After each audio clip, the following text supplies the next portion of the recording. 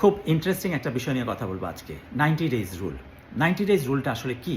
ইমিগ্রেশনের ক্ষেত্রে যারা আমেরিকায় B1, B2 ভিসাতে ঘুরতে আসেন কিংবা ভবিষ্যতে আসবেন বলে পরিকল্পনা করছেন, তাদের জন্য এটা খুব গুরুত্বপূর্ণ।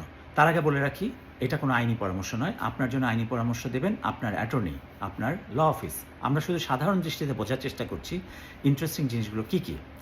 90 ডেজ রুল হচ্ছে কেউ যদি কোনো একটা কারণ দেখিয়ে ভিজিট কিংবা চিকিৎসায় সে আমেরিকাতে আসে B1, B2 ভিসাতে, এবং সে এসেই যদি অন্য কোনো কাজে ব্যস্ত হয়ে যায়, যেই কাজগুলো তার ইন্টেন্টের সাথে, তার উদ্দেশ্যের সাথে কন্ট্রাডিক্ট করছে, তখন 90 ডেজ রুলটা সাধারণত ইফেক্টিভ হয়।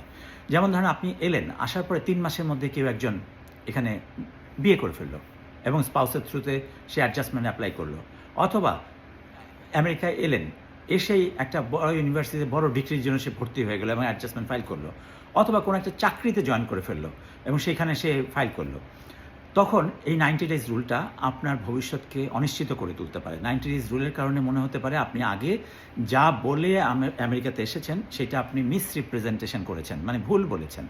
তার মানে এটা খেয়াল রাখবেন যে কোনো কিছু করতে হলেই আপনার অবশ্যই সচেতনভাবে 90 ডেজ রুলটা মাথায় রেখে তারপর করতে হবে। ভিজিটে এসে বা আপনার যা উদ্দেশ্য সেটা করতে এসে শুরুতে 90 ডেজের মধ্যেই হুড়োহুড়ি করে কোনো কিছু করা যাবে না, এবং দেখে নিতে হবে 90 ডেজ রুলটা আপনার ক্ষেত্রে কোনো রকমের বাধা সৃষ্টি করে কিনা।